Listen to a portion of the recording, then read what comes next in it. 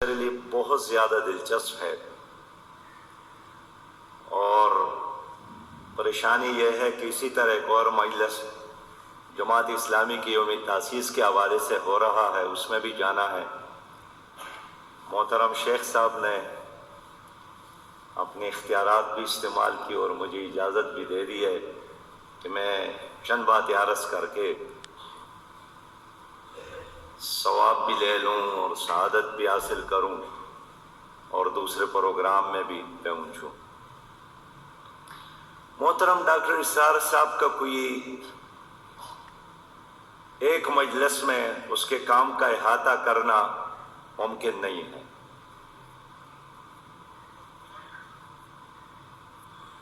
Doctor صاحب کو اللہ تعالیٰ نے دو خصوصیات سے نوازا تھا جو بہت کم لوگوں کو ملتا ہے۔ انسان جس طرح جسم اور روح کا مجموعہ ہے، تو بعض لوگ جسم کے مسائل تو جانتے ہیں لیکن روح کے تقاضوں سے بے خبر ہوتے ہیں، اور بعض لوگ روحانیات کو جانتے ہیں لیکن جسم کے بارے میں کچھ نہیں جانتے۔ تو ڈاکٹر ہونے کے ناطے وہ جسم کو بھی جانتے تھے، اور عالم ہونے کے ناطے روح کو بھی جانتے تھے، ان کے مسائل، ان کے سکون اور سرور و اطمینان۔ یہ دونوں چیزیں اللہ تعالیٰ نے ڈاکٹر اسرار صاحب کو دی ہے۔ جب ہم کالج میں تھے تو ڈاکٹر احمد دیداد صاحب پشاور تشریف لائے تھے۔ پی سی ہوٹل میں ہم ان سے ملے۔ یہ 1985 کا زمانہ تھا اور افغانستان میں لڑائی تھی، جہاد تھا۔ تو ہم نے ان پر بہت تنقید کی، اعتراض کیا، سوالات کیے کہ ادھر جہاد جاری ہے اور آپ عیسائیت کے خلاف لگے ہیں۔ ڈاکٹر احمد دیداد صاحب ہنس پڑے اور فرمایا کہ دیکھیے، کان سننے کا کام کرتے ہیں، دیکھنے کا نہیں، اور آنکھیں دیکھتے ہیں، سنتے نہیں۔ تو میں عیسائیت کا مقابلہ کرتا ہوں کہ منظم کا مقابلہ آپ کریں۔ میں ایک محاذ پر لڑتا ہوں، دوسرا محاذ آپ کے لیے ہے۔ تو ڈاکٹر صاحب نے اپنے لیے جس محاذ کا انتخاب کیا تھا وہ ایک زمانے کا نہیں، ہر زمانے کی ضرورت ہے کہ لوگوں کو قرآن عظیم شان کے ساتھ جوڑنا۔ اور زندگی میں ان سے ملنے کا کم ہی موقع ملا۔ شاید پاکستان میں مساجد میں نکاح باندھنے کا پہلا کام اس نے شروع کیا تھا، اور پشاور کی ایک چھوٹی سی مسجد میں وہ کسی کے نکاح کا خطبہ دینے کے لیے آئے تھے۔ میں نے پہلی بار ان کو دیکھا، اور دیکھنے کے علاوہ باقی زندگی میں نے ان کو صرف سنا اور آج بھی سنتا ہوں۔ ان کی تقریروں میں اور خطبوں میں چند آیات ہے جس کا مسلسل استعمال ہے۔ ان میں سے ایک سورہ توبہ کی یہی آیات ہے کہ اجعلتم سقایۃ الحاج الی آخر۔ یہ آیات میں نے جب کئی بار ان کی تقریروں میں سنا تو میں عمرے پر گیا، تو میرے ساتھ اعتکاف میں ایک عربی تھے، سوڈانی تھے، دیہاتی عربی بولتے تھے۔ تلاوت کرتے ہوئے اس نے مجھے جھکایا، اٹھایا، اور پھر قرآن کریم کے ان آیت کے بارے میں مجھے اپنی تلاوت سنائی، اور اس کے بعد دوسری آیت وہ مجھے سورہ صف میں لے گئے کہ هو الذی ارسل رسولہ بالہدی ودین الحق الی آخر۔ اس کے بعد تیسری جگہ پر لے گئے کہ شرع لکم من الدین ما وصى به نوحا والذی اوحینا الیک الی آخر. جب یہ 3 آیات میں نے سنی تو میں نے ان سے پوچھا کہ کیا آپ کا تعلق اخوان المسلمین کے ساتھ ہے؟ انہوں نے کہا کہ ہاں. اس سے مجھے اندازہ ہوا کہ اسلامی تحریک کا کارکن مشرق کا ہو یا مغرب کا، ان کا ایجنڈا ایک ہے، ان کا منشور ایک ہے، ان کا بیانیہ ایک ہے، ان کا طرز تقریر بھی ایک ہے. اور اس لیے ڈاکٹر صاحب کی تمام تقاریر کو آپ سنیں تو اس میں یہی بات آپ کو نظر آئے گی کہ دین کو سمجھنا ممکن نہیں ہے قرآن کے بغیر، اور قرآن سے جڑے بغیر آپ جنت میں نہیں جا سکتے ہیں، آپ دنیا میں ایک مسلمان کی حیثیت سے زندگی نہیں گزار سکتے ہیں. اور الحمدللہ ان کی اس تحریک نے، ان کی اس دعوت نے نئی نسل پر، ہمارے زمانے پر ایک بہت بڑا رنگ جمایا ہے. یہ ان کے لیے صدقہ جاریہ ہے. اور ڈاکٹر صاحب نے جس طرح قیام پاکستان سے قبل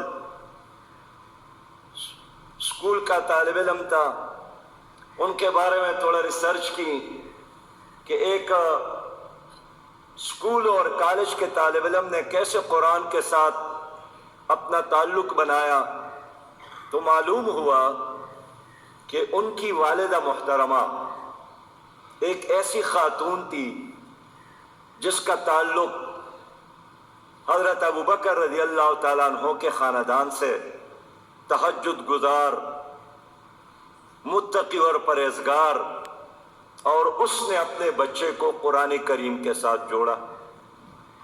میں نے یہ بھی پڑھا کہ 1947 میں جب ان کے گاؤں کا محاصرہ ہوا تھا تو محاصرے کے دوران ڈاکٹر اسرار صاحب جو شاید 7ویں یا 8ویں کلاس کے طالب علم تھے، اور ان کے بڑے بھائی نے مل کر ترجمان القرآن سے تفہیم القرآن کے وہ اسباق پڑھ لیے، جس کو پھر انہوں نے آگے بڑھایا. تو شاید ڈاکٹر صاحب ہی ہے جن کو اللہ تعالیٰ نے یہ موقع بھی عنایت فرمایا کہ ایک طرف وہ سید مودودی رحمت اللہ علیہ کے رفاقت میں رہے، اور شاہ ولی اللہ رحمت اللہ علیہ اور امام ابن تیمیہ کی فکر سے متاثر رہے، اور دوسرے طرف میں نے جب دیکھا کہ اس میں کچھ جلال بھی ہے اور للکارنے کی صلاحیت بھی ہے، اس لیے کہ یہاں جتنے بھی حکمران آئے ہیں، مولانا محترم ڈاکٹر اسرار صاحب نے اس کو للکارا، تو معلوم ہوا کہ اس میں ان کے اپنے قبیلے کچھ راجپوت خاندان کے اثرات بھی ہیں. اور یہی وجہ ہے کہ وہ کبھی ڈرنے والے نہیں تھے، کبھی دبنے والے نہیں تھے، کبھی اس نے حق بات پر کمپرومائز نہیں کی. اور گزشتہ ایک طویل عرصے میں ہم نے دیکھا کہ ڈکٹیٹرشپ کا زمانہ ہو یا نام نہاد سیاسی حکمرانوں کا زمانہ ہو، اس نے ہر مرحلے پر حق کا بھرپور اظہار کیا ہے. میرے محترم بھائیوں اور میرے دوستوں، آج کے لمحے میں یہ عرض کرنا چاہتا ہوں کہ اسی طرح دین کا تصور ہے کہ اگر کسی نے اپنی گلی میں مسجد بنائی، وہ سمجھتا ہے کہ اس نے بڑا کام کیا. اگر کسی نے سال میں عمرہ کیا تو اس سے بھی بڑا کام کیا. اور اقامت دین کا یہ جو تصور جو اللہ اور رسول نے ہمیں دی ہے اور پھر ان لوگوں نے ہم تک پہنچایا ہے، آج بھی اسی طرح لوگوں کے لیے ایک اجنبی ہے جس طرح اجنبی تھا کسی زمانے میں. لیکن سید مودودی رحمت اللہ علیہ اور ڈاکٹر اسرار رحمت اللہ علیہ صاحب کا یہ کمال ہے کہ انہوں نے شاید روایتی انداز سے کوئی اپنے فکر کو مسلک بنا کر ایک فرقہ نہیں بنایا،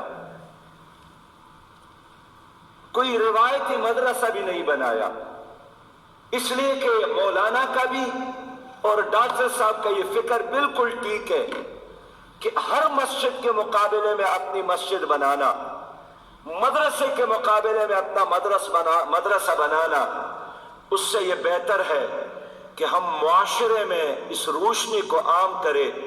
وہ روشنی ہر مدرسے میں بھی پہنچ جائے گی، ہر کالج اور یونیورسٹی میں بھی پہنچ جائے گی، اور اگر لوگوں نے قرآن کریم کے ساتھ اپنا تعلق جوڑ دیا، اس کا نتیجہ یہی نکلے گا کہ رنگ اور نسل اور مسلک اور روایتی مذہب کی بنیاد پر لوگ جوڑنے کی بجائے لوگ دین اور اقامت دین کی بنیاد پر ایک ہو جائیں گے۔ ان هذه امتکم امۃ واحدہ، ان کا تصور یہی تھا۔ اس لیے میرے علم کے مطابق مولانا مودودی رحمۃ اللہ علیہ کے زمانے میں بھی کوئی خاص مدرسہ نہیں بنا، اور ڈاکٹر اسرار صاحب نے بھی کوئی خاص فقہی مسلک کی بنیاد پر کوئی مدرسہ نہیں بنایا۔ ہاں، ادارے بنائے اور جس کا بنیادی کام لوگوں کو قرآن کریم کے ساتھ جوڑنا ہے۔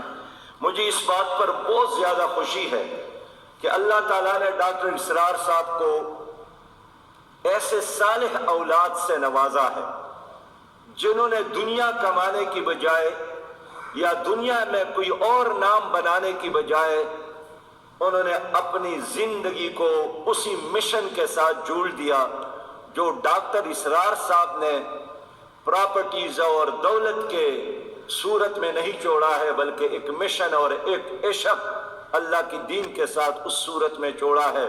مجھے بہت زیادہ اطمینان اور خوشی ہے کہ ان کے بچوں کو دیکھ کر یوں لگتا ہے کہ ڈاکٹر اسرار صاحب کے ساتھ میں مل رہا ہوں، ان کی باتوں کو سن کر یوں لگ رہا ہے کہ میں ڈاکٹر اسرار صاحب کو سن رہا ہوں، اور یہی وہ صدقہ جاریہ ہے جس کو اللہ تعالیٰ قیامت تک جاری رکھے۔ میرے محترم بھائیوں، آخری بات جو عرض کرنا چاہتا ہوں وہ یہ ہے کہ اس وقت یہ جو ہماری سوسائٹی ہے ایک بہت بڑے اخلاقی انحطاط سے دوچار ہے، اخلاقی انحطاط سے دوچار ہے، اور اگر کسی قوم پر ایٹم بم استعمال ہو جائے تو وہ قوم ختم نہیں ہوتی۔ ناگاساکی پر، ہیروشیما پر ایٹم بم کا استعمال ہوا لیکن وہ دوبارہ اٹھ کھڑے ہو گئے، لیکن اگر کوئی قوم اخلاقی طور پر تباہ ہو جائے اس کا اٹھنا ناممکن ہوتا ہے۔